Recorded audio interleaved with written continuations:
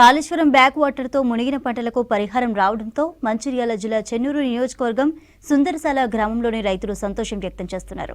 CM Revanth Reddy, మంత్రి Tummala Nageswararao, MLA Vivek Venkataswamy, MP Vamsikrishna ఫోటోలకు పూలాభిషేకం చేశారు సుందరసాల గ్రామస్తులు. అన్నారం బ్యాక్ వాటర్తో పంటలు మునిగిపోతున్నాయని, బీఆర్ఎస్ హయాంలో పరిహారం రాలేదని చెప్పారు. ఎమ్మెల్యే వివేక్ వెంకటస్వామి చొరవతో ఈసారి తమకు పరిహారం వచ్చిందని తెలిపారు. మేము గత ప్రభుత్వంతో మొరబెట్టుకుంటే మా ముఖం చూసిన నాదుడు ఎవడూ లేడు. ఇవాళ మన రేవంత్ రెడ్డి ముఖ్యమంత్రి గారు, మరియు మా గౌరవనీయులు ఎమ్మెల్యే వివేక్ గారు, మరియు మా ఎంపీ గడ్డం వంశీకృష్ణ గారు, మరియు మా వ్యవసాయ మంత్రులు తుమ్మల నాగేశ్వరరావు గారు ఈ వ్యవసాయ రైతులను పట్టించుకున్న ఆపద్ బాంధవ గవర్నమెంట్ ఏది అంటే మన కాంగ్రెస్ గవర్నమెంట్.